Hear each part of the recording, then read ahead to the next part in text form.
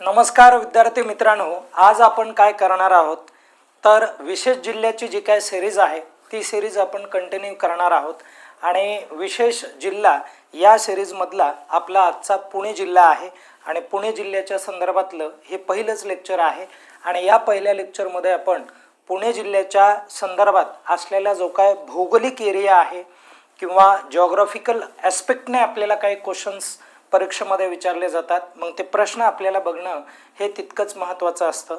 विद्यार्थी मित्रांनो, कसं असतं माहिती आहे का, एखाद्या जिल्ह्यावरती जर प्रश्न विचारायचा झाला तर कशा पद्धतीने पडला जातो प्रश्न, एक राजकीय मुद्द्यावरती धरून प्रश्न पडला जातो, म्हणजे राजकारण नाही तर राजकीय इतिहास जो आहे त्यावरती प्रश्न असतात।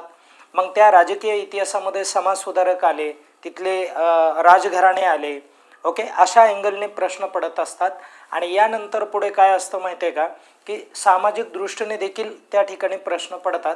आणि भौगोलिक दृष्टीने जर आपण विचार केला तर त्यामध्ये काय होतं माहिती आहे का, तर त्या जिल्ह्यामध्ये असलेले शिखरं, त्या जिल्ह्यामध्ये असलेले पर्वत, ठीक आहे ना, या अँगलने सगळे जे काय प्रश्न आहेत हे प्रश्न त्या ठिकाणी पडतात। आणि विशेषतः नद्या यावरती हमखास प्रश्न असतात। मग आपण काय करणार आहोत या लेक्चरमधून की या ठिकाणी जेवढा काही महत्त्वाचा भाग असणार आहे तो विश्लेषणाच्या माध्यमातून एकदम चांगल्या पद्धतीने अभ्यासण्याचा प्रयत्न करणार आहोत। आणि हे शिकवत असताना मी तुम्हाला काय करणार आहे की प्रश्न आणि त्याचं जे काय उत्तर असणार आहे या पद्धतीने आपण या लेक्चरमध्ये जाऊयात, जेणेकरून आपल्याला जास्तीत जास्त जे काय क्वेश्चन्स आहेत ते टॅकल करता येतील। जास्त एक्सप्लेनेशन मी देत बसणार नाही, जे महत्त्वाचं आणि मोजकं असंच देणार आहे, म्हणून यामुळे तुम्ही देखील बोर होणार नाहीत। म्हणून हे जे लेक्चर आहे हे लेक्चर तुम्ही शेवटपर्यंत बघा, तुम्हाला या लेक्चरचा 100% फायदा होणार आहे। कारण माझा विश्वास आहे की आपण या जिल्ह्याच्या संदर्भात जर लेक्चर घेतलं संपूर्ण एकदम A to Z जर लेक्चर या ठिकाणी तयार केले तर मला वाटत नाही की आपल्या लेक्चरच्या बाहेर प्रश्न कुठे पडेल म्हणून। आणि तो प्रश्न कुठे ना कुठे जिल्ह्याला कनेक्ट असतो, ते या ठिकाणी प्रश्न आल्यानंतर मी सांगेलच, ओके। आणि त्यासाठी मी असिस्टंट प्रोफेसर रमेश घोरपडे, विद्यार्थी मित्रांनो गेली 8 वर्षापासून स्पर्धा परीक्षेच्या क्षेत्रामध्ये कार्यरत आहे। आणि चांगल्या पद्धतीने आपल्याकडून विद्यार्थ्यांचा जो काय पॉझिटिव्ह रिस्पॉन्स आहे तो रिस्पॉन्स विचारात घेऊन आजचं जे काय लेक्चर आहे ते त्याच वेने आपल्याला सुरू करायचं आहे। चला तर या ठिकाणी विद्यार्थी मित्रांनो, पहिला जो काय क्वेश्चन आहे तो क्वेश्चन काय म्हणत आहे तो आपण एकदम सावकाश आणि व्यवस्थित पद्धतीने समजून घेण्याचा प्रयत्न करू। बघा, पुणे शहरातून वाहणाऱ्या प्रमुख नद्या म्हटलं आहे। आता हा किती महत्त्वाचा प्रश्न आहे तर बघा की काय केलं जातं माहिती आहे का, एखाद्या जिल्ह्याचा अभ्यास करताना आपल्याला त्या जिल्ह्यामधून वाहणाऱ्या ज्या काय नद्या आहेत आणि त्या नद्यांमध्ये प्रमुख नदी जी आहे ती आपल्याला बघणं महत्त्वाचं ठरतं। तर पुणे जिल्ह्यातून प्रमुख नद्या ज्या आहेत वाहतात त्यांची नावं काय आहेत, अशा पद्धतीचा हा प्रश्न आहे। आणि त्याचं करेक्ट उत्तर काय आहे, मुळा मुठा असं त्याचं नाव आहे। लक्षात ठेवा, आपण जर पाहिलं ना मित्रांनो, बारकाईने ऐका, आता इथे थोडंसं लक्ष द्या, मी तुम्हाला एक नॉर्मल एक्सप्लेनेशन देतो काय आहे ते बघा। या ठिकाणावरून एक नदी वाहते ताम्हिणी घाटातून, बरं का, कोणत्या घाटातून, ताम्हिणी घाट, इथे घाट आहे, या ताम्हिणी घाटातून एक नदी वाहते, ज्या नदीचं नाव काय आहे तर मुळा नाव आहे। काय नाव आहे, मुळा असं नाव आहे त्या नदीचं।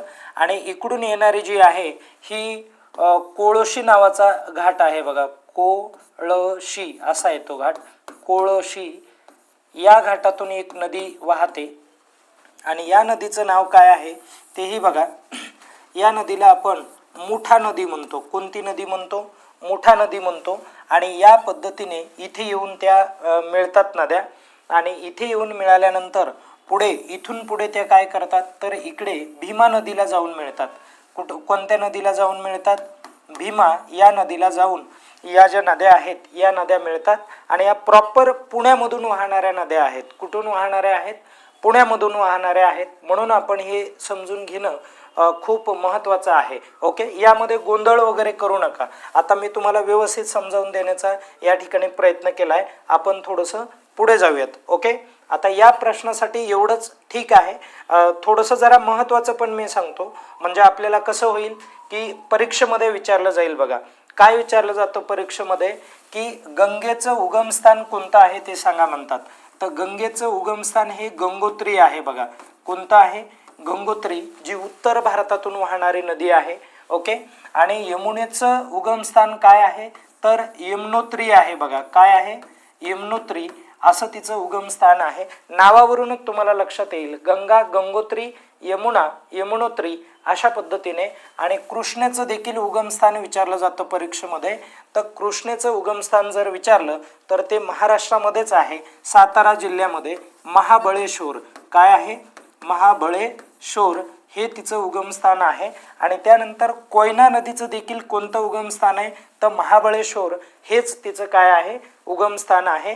कोयना आणि कृष्णा या महाबळेश्वरमधूनच उगम पावणाऱ्या काय आहेत?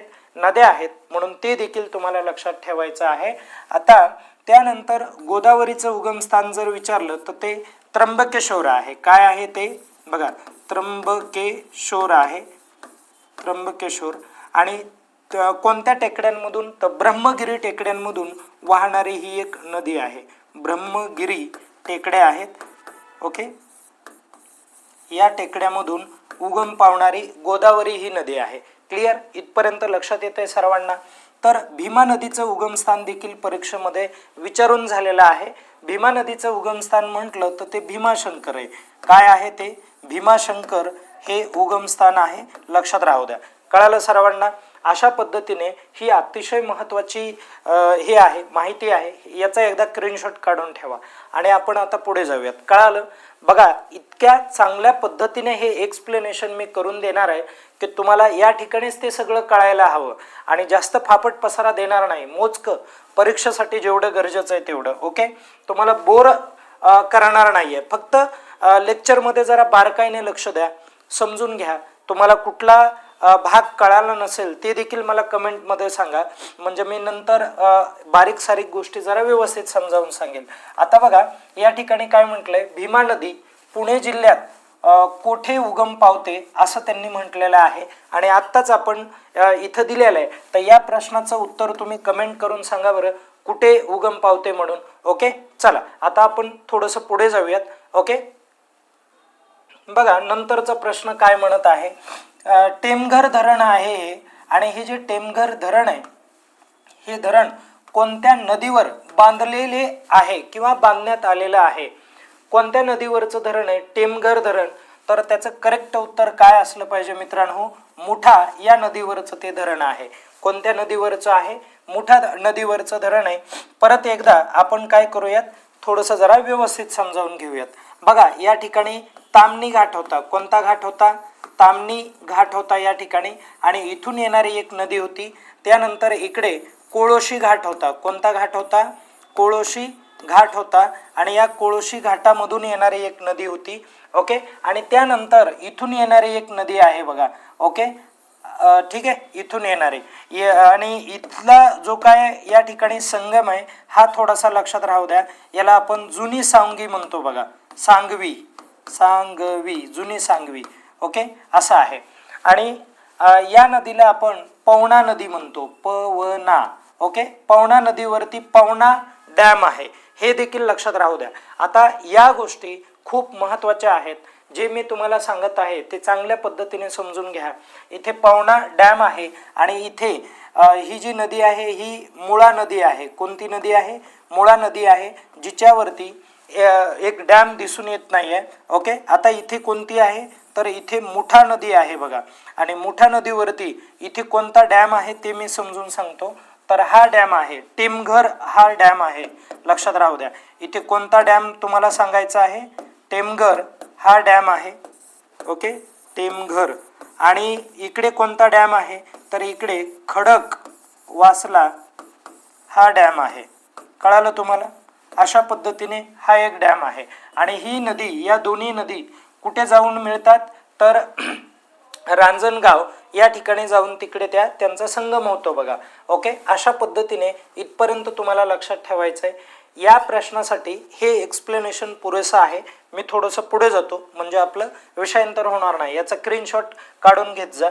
आणि आता पुढे जाऊयात. बघा, इथे काय म्हटलं आहे?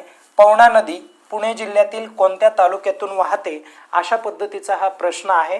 हा प्रश्न देखील आपण व्यवस्थित टॅकल करूयात. कोणती नदी? पवना नदी म्हटलं आहे. आणि ही जी पवना नदी आहे ही मावळ या प्रदेशातून काय करते? वाहते. हे देखील लक्षात ठेवा. हा एक चांगला प्रश्न आहे. ओके. आणि या पवना नदीवरती पवना हाच डॅम आहे, हे देखील तुम्हाला लक्षामध्ये ठेवायचं आहे. आपण पुढे जाऊयात. नंतरचा प्रश्न बघा. आंबी नावाची नदी आहे आणि मोशी नावाची नदी आहे. या दोन्ही नद्या कोणत्या नदीच्या उपनद्या आहेत? अशा पद्धतीने तुम्हाला प्रश्न विचारलेला आहे. तर याचं करेक्ट उत्तर काय असलं पाहिजे? मुठा या नदीच्या त्या काय आहेत? उपनद्या आहेत बघा. ओके, लक्षात राहू द्या. आणि मुळा नदीची उपनदी कोणती आहे? ही पवना नदी आहे बघा. कोणती आहे? पवना नदी आहे. लक्षात राहू द्या. या गोष्टी खूप महत्त्वाच्या आहेत. परत एकदा मी क्लिअर करून देतो. लक्ष द्या. इथून वाहणारी ही कोणती नदी आहे? मुळा नदी आहे. ओके, इथे असं लिहितो मी. मुळा नदी आहे. आणि त्यानंतर खालून येणारी इकडे कोणती आहे? ही तर ही मुठा नदी आहे. मुठा नदी. आणि यांना मिळणारी इथे कोणती नदी आहे? तर एक आंबी नदी आहे बघा. कोणती नदी आहे? आंबी नदी, जिच्यावरती पानशेत हे धरण आहे. ओके. त्यानंतर इथे येऊन मिळणारी एक कोणती नदी आहे? मोशी नदी आहे बघा. ओके, लक्षात राहू द्या. या नद्या खूप महत्त्वाच्या असतात परीक्षेमध्ये. आणि इथे येणारी ही पवना नदी आहे. कोणती नदी आहे? पवना नदी आहे. आणि या पद्धतीने या भीमाला जाऊन मिळतात. कुणाला जाऊन मिळतात? भीमाला जाऊन मिळतात. आणि इकडे खूप दूरवर गेल्यानंतर इथून एक येणारी एक अशी नदी आहे ज्या नदीला आपण नीरा नदी म्हणतो बघा. कोणती नदी आहे? नीरा ही नदी आहे बघा. ही शेवटची नीरा नदी आहे. ओके, कळालं सर्वांना? आणि नीरा नदीची उपनदी वेळवंडी नदी आहे. वेळवंडी अशी नदी आहे. लक्षात राहू द्या बघा. करा नदी पण आहे इकडे. कोणती नदी आहे? करा नदी ही देखील आहे बघा. लक्षात राहू द्या. अशा पद्धतीने या महत्त्वाच्या नद्या आहेत. आपण पुढे जाऊयात. नंतर बघा काय म्हटलंय? भाटघर हे एक धरण आहे. आणि हे धरण कोणत्या नदीवरती आहे? तर खूप चांगला प्रश्न आहे. तर याचं करेक्ट उत्तर काय असलं पाहिजे? वेळवंडी या नदीवरती आहे. आणि मी तुम्हाला सांगितलंय की इथून कोणती नदी वाहते? बघा, या ठिकाणी भीमा नदीला जाऊन मिळते. तर ही कोणती नदी आहे? नीरा नदी आहे. आणि नीरा नदी ज्या ठिकाणी जाऊन मिळते ती नरसिंगवाडी आहे बघा. किंवा नरसिंगपूर म्हणा त्याला. नरसिंगवाडी म्हणू नका. नरसिंगपूर असं नाव आहे. नीरा नरसिंगपूर. नीरा नरसिंगपूर. ओके, नरसिंगपूर या गावाजवळ जाऊन कुणाला मिळते? डायरेक्ट ती भीमा नदीला जाऊन मिळते, नीरा नदी. आणि या नीरा नदीला येऊन इकडे कोणती नदी मिळाली? वेळवंडी नावाची नदी मिळाली. वेळवंडी. आणि या वेळवंडी नदीवरच कोणता डॅम आहे? आपल्याला परीक्षेला विचारला जातोय. तर हा डॅम आहे. भाटघर हे धरण आहे. लक्षात राहू द्या. आता हे किती सुंदर प्रश्न आपण फ्रेम केलेले आहेत, हे बारकाईने लक्ष द्या. आणि याचं एक्सप्लेनेशन मी मोजकं आणि खूप जबरदस्त देत आहे. म्हणून प्रत्येकाने आपल्या लेक्चरला लाईक करणं गरजेचं आहे. ओके, मग मलाही लक्षात येईल की तुम्ही आपले जे काय लेक्चर आहेत ते चांगल्या पद्धतीने पाहत आहेत. आणि लाईक करायला फार काय एवढं तुम्हाला काय कष्ट घेण्याची गरज पडणार नाही. बरोबर आहे की नाही? बघा, चास कमान धरण. आणि आवडलं असेल तर लाईक करायला काय हरकत आहे? बरोबर आहे? आवडलं असेल तर फार काही असं जबरदस्ती नाही आहे. चास कमान धरण आहे. आणि हे चास कमान धरण कोणत्या नदीवरती आहे ते तुम्हाला सांगायचं आहे. हा पण खूप चांगला प्रश्न आहे. आणि याचं करेक्ट उत्तर काय आहे? भीमा नदी आहे. कोणतं आहे याचं करेक्ट उत्तर? भीमा नदी आहे. हे देखील लक्षात राहू द्या. आणि हे कुकडी आणि घोड या नदीविषयी मी थोडंसं बोलतो तुम्हाला. लक्ष द्या. या पद्धतीने इथे भीमाशंकर मधून एक नदी येते. भीमाशंकर. लक्षात राहू द्या. भीमाशंकर मधून भीमा नदीच येणार आहे. हे तर प्रत्येकाला माहिती असणार आहे. आणि या इकडून येणारी एक अशी एक नदी आहे जिला घोड नदी आपण म्हणतो. कोणती नदी म्हणतो? घोड. या घोड नदीची उपनदी आहे बघा, जिला तुम्ही काय म्हणता? कुकडी नदी म्हणता. कुकडी. लक्षात राहू द्या बघा. म्हणजे कुकडी ही नदी कुणाची उपनदी? घोड नदीची उपनदी आहे. म्हणजे मला हेच इथे समजावून सांगायचं आहे. ओके, आपण पुढे जाऊयात. नंतरचा प्रश्न समजावून घेऊ. काय म्हटलंय बघा, खालीलपैकी कोणती नदी पुणे जिल्ह्यातील प्रमुख नदी पैकी किंवा नद्यांपैकी एक नाही म्हटलंय? बघा, आहे म्हटलं असेल, नाही म्हटलं असेल, हे कीवर्ड परीक्षेमध्ये खूप गरजेचे असतात. प्रश्नाचं परत एकदा स्वरूप बघा, खालीलपैकी कोणती नदी पुणे जिल्ह्यातील प्रमुख नद्यांपैकी एक नाही? प्रमुख म्हटलं आहे बरं का, महत्वाच्या या नद्या आहेत आणि यापैकी कोणती नदी पुणे जिल्ह्यातून वाहत नाही? तर त्याचं करेक्ट उत्तर काय असलं पाहिजे? महानदी असलं पाहिजे. ती गुजरातकडे ती नदी येते बघा, म्हणून हे देखील महत्वाचं आहे बघा, लक्षात ठेवा. ओके, आपण पुढे जाऊयात, नंतरचा प्रश्न समजावून घेऊयात. काय म्हटलं बघा, मुळशी धरण हे जे आहे, हे मुळशी धरण पुणे जिल्ह्यातील कोणत्या तालुक्यात येतं? अशा पद्धतीने तुम्हाला प्रश्न विचारलाय आणि बारकाईने ऐकायचं. हे मुळशी म्हटलंय तर ते कुठे येणार आहे? मुळशी या तालुक्यामध्येच येणार आहे. म्हणून हा काय प्रश्न फार अवघड नाही. हा प्रश्न तुम्हाला एक व्यवस्थित टॅकल करता येतो. पुढे चला, इंद्रायणी नदी जी आहे, इंद्रायणी नदीच्या काठावर कोणते प्रसिद्ध धार्मिक स्थळ आहे? अशा पद्धतीचा प्रश्न विचारलाय. प्रसिद्ध धार्मिक स्थळं सांगितलेली आहेत. मग प्रसिद्ध धार्मिक स्थळांचा विचार केला तर आळंदी देखील त्या इंद्रायणी नदीवरतीच येतं आणि त्याचबरोबर देहू आहे. हे काय आहे? देहू आहे.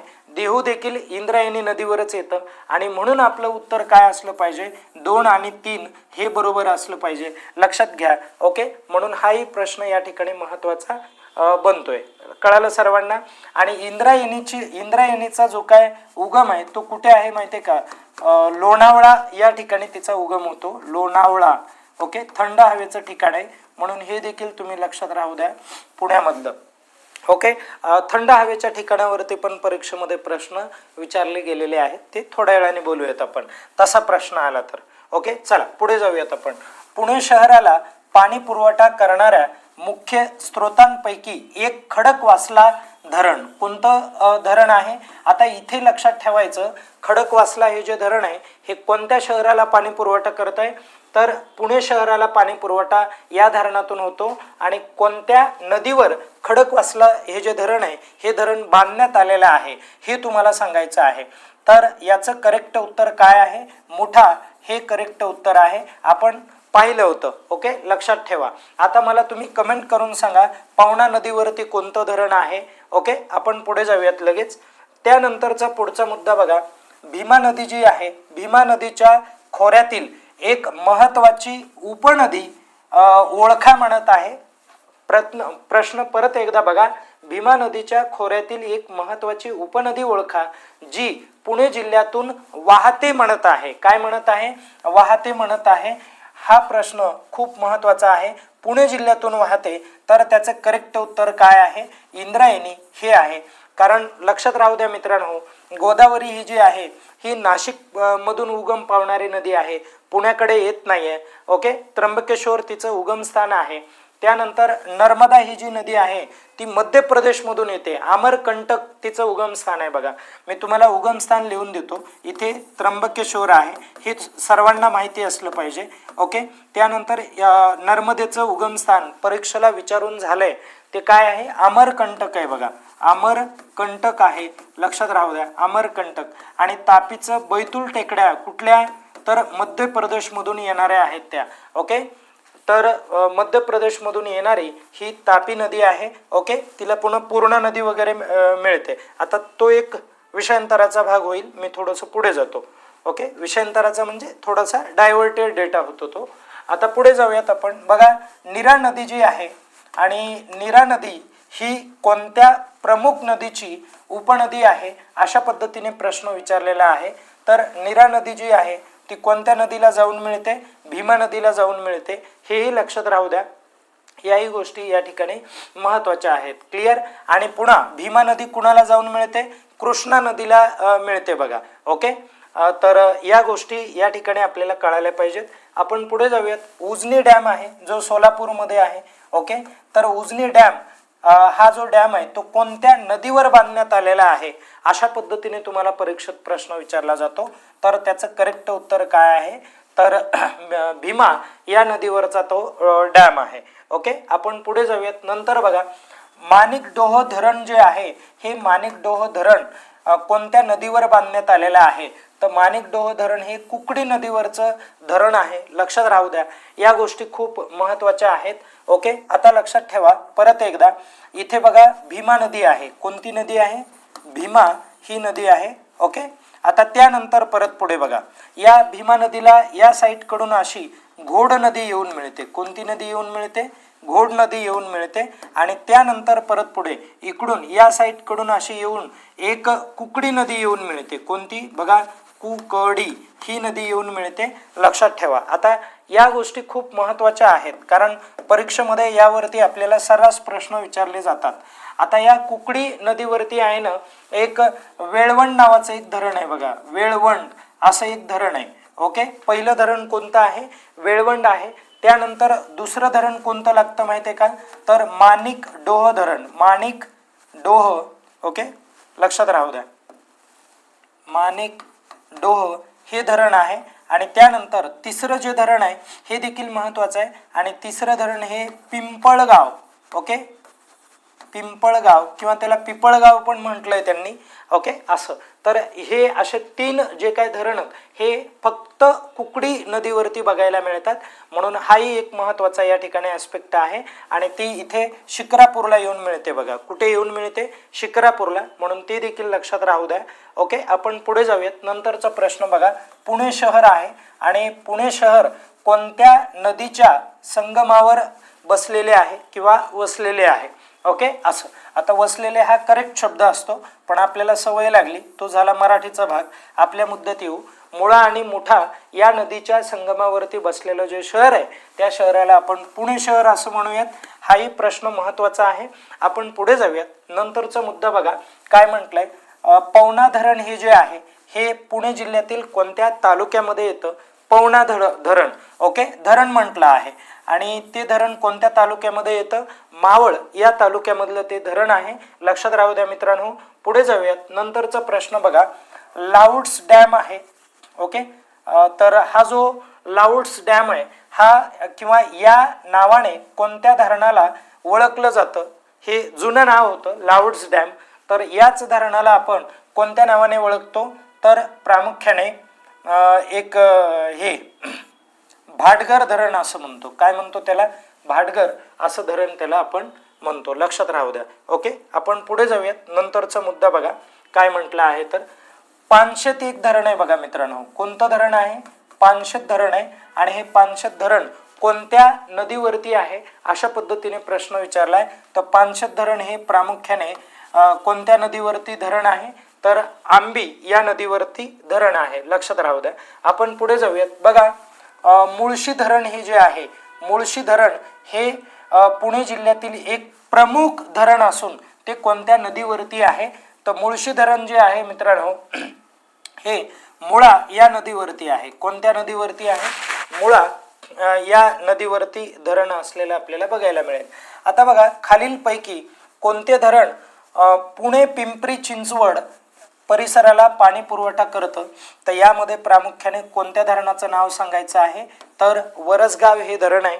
आणि वरसगाव धरण या भागाला पाणी पुरवठा करतं. लक्षात राहू द्या. खूप महत्त्वाचा प्रश्न आहे.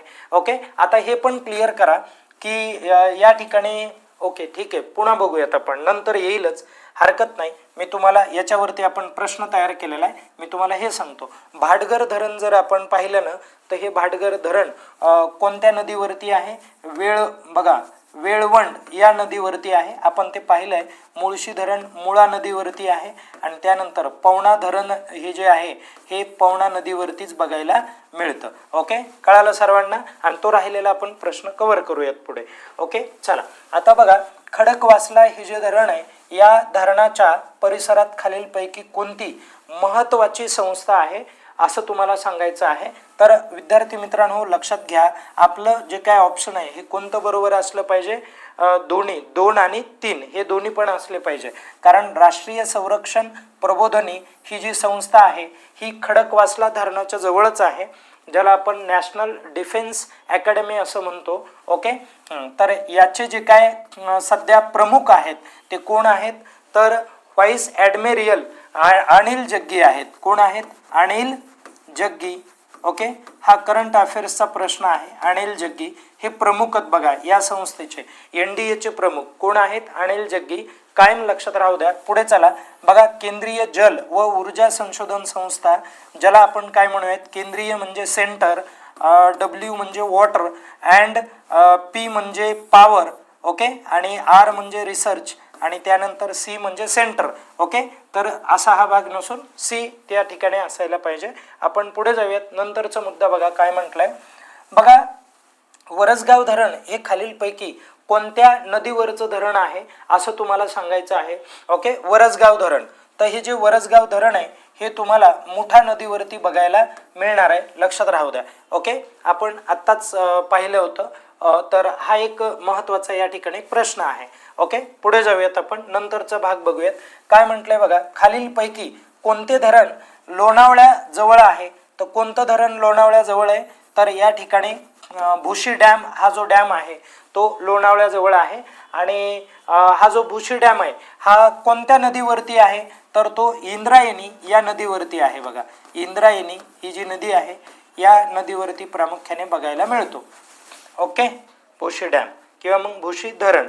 आपण पुढे जाऊयात. पुणे जिल्ह्यातील सर्वोच्च शिखर कोणते आहे, तर ते तोरणा हे जे शिखर आहे हे सर्वोच्च शिखर असणार आहे. कुठलं शिखर सर्वोच्च आहे, तर तोरणा हे जे शिखर आहे हे पुणे जिल्ह्यातलं सर्वोच्च शिखर आहे, लक्षात राहू द्या. मग सर्वोच्च शिखर आहे तर तोरणा किल्ल्यावरील शिखराची जी काय उंची आहे ती किती आहे, तर ती 1404 मीटर आहे. 1404 मीटर आहे, लक्षात राहू द्या. 1400 मीटर आहे असं जरी लक्षात ठेवलं तर तुम्हाला प्रश्नापर्यंत जाता येईल. ओके, लक्षात राहू द्या. 1404 अशा या पद्धतीने जरी लक्षात ठेवलं तर. आता बघा, राजगड एक शिखर आहे आणि राजगड शिखराची जी काय उंची आहे ती किती आहे असं तुम्हाला परीक्षेमध्ये विचारलं जाईल. तर ती 1376 आहे. 1376 आहे, लक्षात राहू द्या. आपण पुढे जाऊयात. नंतरचा प्रश्न बघा. पण राजगड हा जो किल्ला आहे हा एक महत्त्वाचा किल्ला आहे बघा, जो सुरुवातीला अगोदर वेल्हे या तालुक्यामध्ये यायचा आणि या तालुक्याला आता राजगड असंच म्हटलं गेलंय. 2025ला ह्याचं नामकरण करण्यात आलेलं आहे, म्हणून हे देखील लक्षात राहू द्या.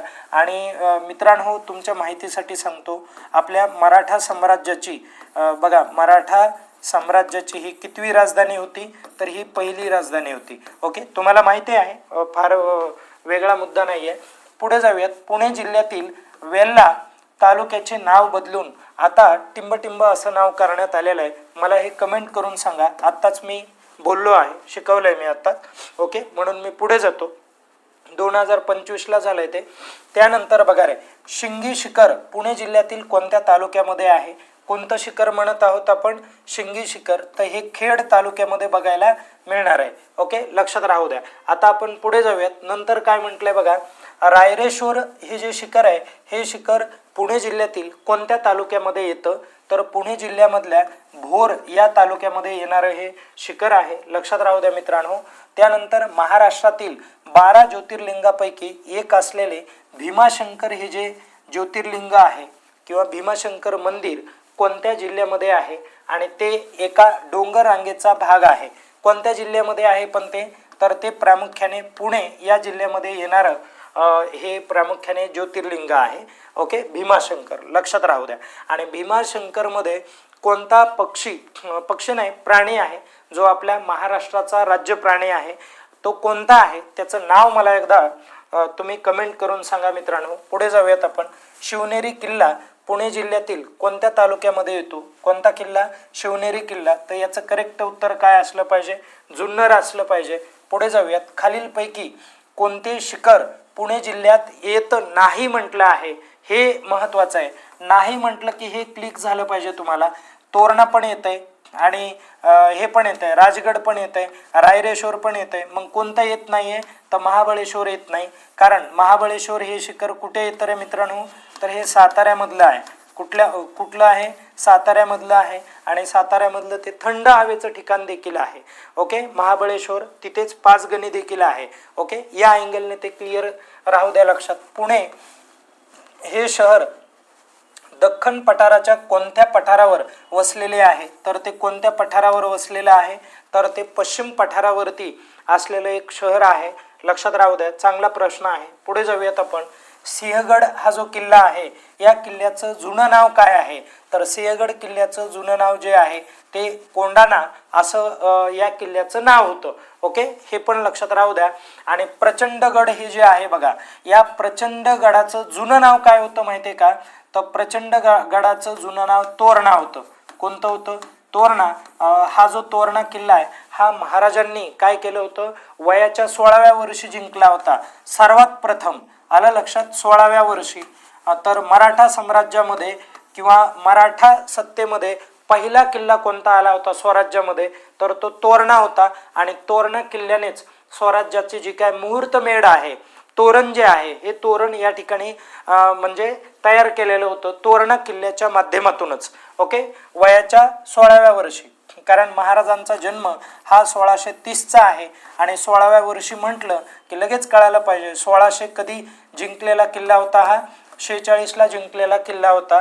ओके, म्हणून हा एक मुद्दा किंवा हा जो ॲस्पेक्ट आहे हा महत्त्वाचा आपल्याला बघायला मिळेल. आपण थोडंसं पुढे जाऊयात. बघा, त्यानंतर तोरणा किल्ला हा जो आहे, या तोरणा किल्ल्याचं दुसरं नाव काय आहे? तर तोरणा किल्ल्याचं दुसरं नाव हे जे आहे हे प्रचंडगड आहे. कारण महाराजांनी काय केलेलं होतं मित्रांनो? तोरणा किल्ला जेव्हा स्वतः जिंकला तेव्हा काय केलं की या तोरणा किल्ल्याचा जो काय विस्तार आहे हा विस्तार मोठ्या प्रमाणात वाढवला. आणि वाढवल्यामुळे याला नाव काय देण्यात आलं माहिती आहे का? तर प्रचंडगड असं नाव देण्यात आलं. नंतर बघा, छत्रपती शिवाजी महाराजांनी वयाच्या 16व्या वर्षी सर्वप्रथम कोणता किल्ला ताब्यात घेतला होता? वयाच्या 16व्या वर्षी. ओके, याचं मला कमेंट करून आन्सर सांगा. आत्ताच आपण चर्चा केली. पुढे जाऊयात आपण. बघा, तानाजी मालुसरे जे आहेत, तानाजी मालुसरे यांनी कोणत्या किल्ल्याच्या लढाईत वीरमरण पत्कारले? कोणता किल्ला यांनी लढवला होता? तर तो जो किल्ला होता तो कोणता होता? सिंहगड. या सिंहगडाला कोंढाणा असं म्हटलं जात होतं. आणि हा कोंढाणा किल्ला हा मुघलांच्या ताब्यात होता.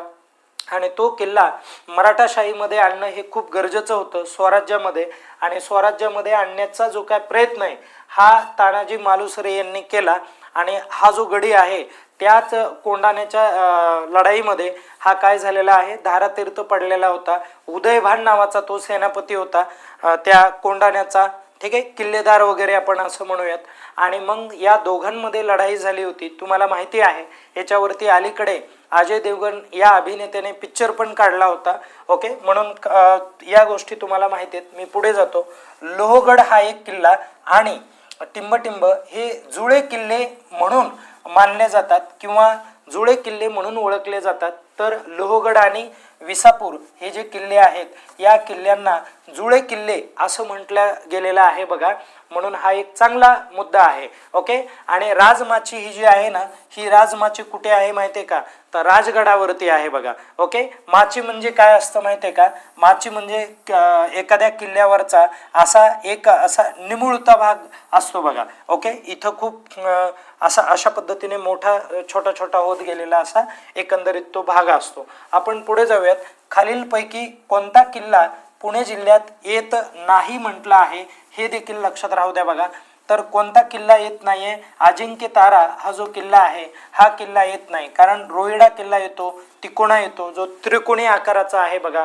ओके, अशा पद्धतीने. मग हा अजिंक्य तारा कुठला किल्ला आहे? तर हा साताऱ्याचा किल्ला आहे. कुठला किल्ला आहे? हा साताऱ्याचा किल्ला आहे. म्हणून हे देखील लक्षामध्ये राहू द्या. आपण पुढे जाऊयात. बघा, पुरंदर किल्ला आहे आणि पुरंदरवरती कोणाचा जन्म झाला होता? ही एक बाब खूप महत्त्वाची आणि प्रामुख्याने इथे तुम्हाला करेक्ट काय आन्सर लिहायचं आहे? तर छत्रपती संभाजी महाराज लिहायचं आहे. छत्रपती संभाजी महाराजांचा जर तुम्ही जन्म पाहिला मित्रांनो तर तो जन्म काय आहे ते एकदा क्लिअर करून घ्या. ओके, ही बाब खूप महत्त्वाची आहे आणि काही काही वेड्या लोकांना हा जन्म पण माहिती नाही आहे. हे खूप मोठं दुर्दैव आहे. ओके, हां, आलं लक्षात? म्हणजे आपण महाराष्ट्रामध्ये जन्माला येणं हे कदाचित पाप असेल असं म्हणायला हरकत नाही. तर संभाजी महाराजांचा जन्म हा जो आहे हा 14 मेला झाला होता. कधी झाला होता? हा 14 मे 1657ला हा जन्म झाला होता बघा. आणि कुठे झाला होता? पुरंदर किल्ल्यावरती झाला होता. आणि त्यांना तुळापूर या ठिकाणी पकडण्यात आलं होतं आणि त्या ठिकाणी त्यांचा आपण म्हणूयात मृत्यू झालेला आहे. तर लक्षात ठेवा मित्रांनो, तर ते आहे 11 मार्च ही तारीख होती बघा ती. ओके, 11 मार्च ही तारीख होती. 1689 ही तारीख लक्षात राहू द्या. ओके, म्हणून या दिवशी त्यांचा काय झालेला आपण म्हणूयात मृत्यू झालेला आहे. आपण पुढे जाऊयात, नंतरचा प्रश्न बघूयात. तिकोना नावाचा एक किल्ला आहे आणि हा जो तिकोना किल्ला आहे या त्याच्या कोणत्या वैशिष्ट्यासाठी हा किल्ला ओळखला जातो असं इथं म्हटलं आहे. आणि तिकोना या किल्ल्याच्या बाबतीमध्ये मी सांगितलंय तिकोना म्हणजे काय, थोडक्यात त्रिकोण. कसे कोण आहे त्याला, ज्याला 3 कोण आहेत अशा किल्ल्याला आपण तिकोना असं म्हणतो बघा, लक्षात राहू द्या. म्हणून ही पण बाब महत्त्वाची असलेली आपल्याला बघायला मिळते. आणि महाराष्ट्रामधलं सर्वात मोठं शिखर जर तुम्ही पाहिलं ना मित्रांनो, तर ते कोणतं शिखर आहे एकदा मला तुम्ही कमेंट करून सांगा, ते शिखर कमेंट करून सांगा. ओके, चला पुढे जाऊयात आपण. तर पुणे जिल्ह्यातील रायरेश्वर हे जे आहे हे रायरेश्वर ठिकाण कशासाठी प्रसिद्ध आहे, तर महाराजांनी या ठिकाणी काय केले होतं, तर स्वराज्याची शपथ घेतली होती, स्वराज्याचा इडा उचलला होता असं आपण म्हणूयात. निर्धार केलेला होता की मी काय करणार आहे की या ठिकाणी स्वराज्य निर्माण करणार आहे. आणि स्वराज्य निर्माण करण्यासाठी 11 पगड जातीच्या लोकांना एकत्र करणं हे महाराजांना महत्त्वाचं वाटत होतं. आणि पेशव्यांची राजधानी कोणती होती, पुणे हे शहरच होतं बघा. ओके, पुढे जाऊयात आपण. कोणत्या किल्ल्यावर नैसर्गिक प्रशिक्षण केंद्र या ठिकाणी स्थित आहे, तो किल्ला कोणता आहे ते सांगायचं आहे. कारण सैनिकांना प्रशिक्षण देता येतं असा कुठला किल्ला आहे, तर तो किल्ला मित्रांनो कोणता आहे, पुरंदर हा किल्ला आहे. लक्षात राहू द्या. पुणे जिल्ह्यात खालीलपैकी कोणत्या प्रसिद्ध लेण्या आहेत, तर पुणे जिल्ह्यामध्ये कार्ले आणि भाजे या प्रसिद्ध लेण्या आहेत. म्हणून हाही प्रश्न महत्त्वाचा आहे. आणि कार्ले लेण्या या ज्या आहेत या पुण्यामध्ये नेमकं कुठे आहेत असा देखील आपल्याला परीक्षेमध्ये प्रश्न विचारला जातो. तर हा प्रश्न जर आपण पाहिला तर इथे मुळशी असं आपण याला म्हणू शकतो. लक्षात राहू द्या. पुढे जाऊयात आपण.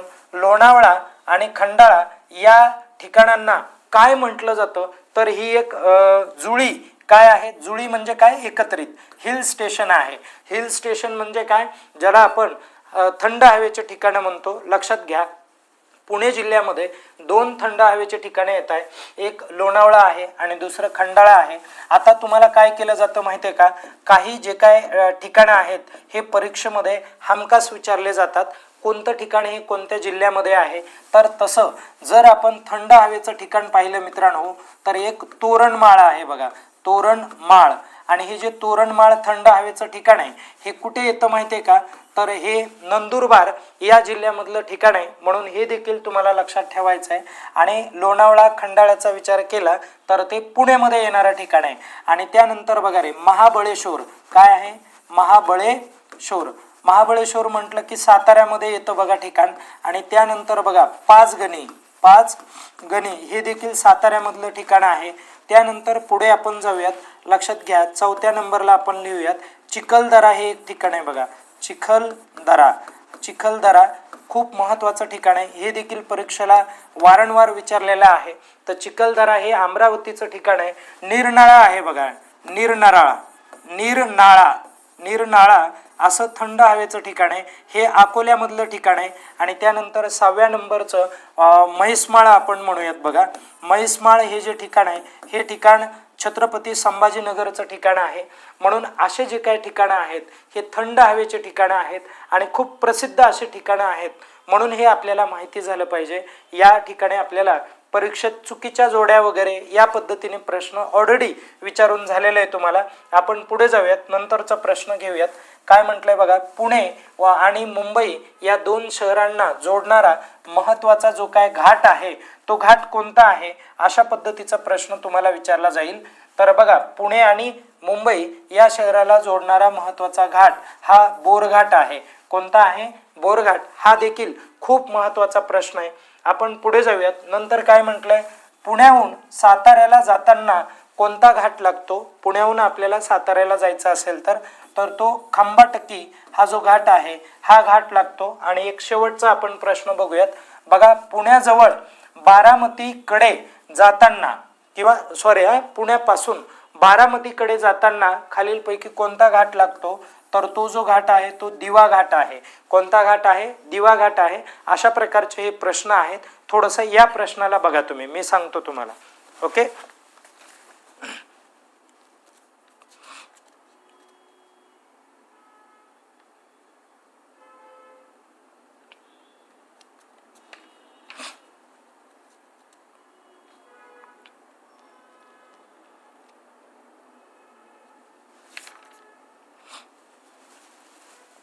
हां, चला मित्रांनो, या ठिकाणी आपण थांबूयात आणि आपले हे जे लेक्चर आहेत हे लेक्चर व्यवस्थित तुम्ही बघून घ्या, कारण हे परीक्षेला विचारले जातात.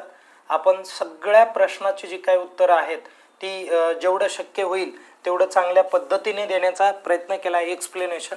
ओके, धन्यवाद. स्वतःचा अभ्यास करा आणि काळजी घ्या.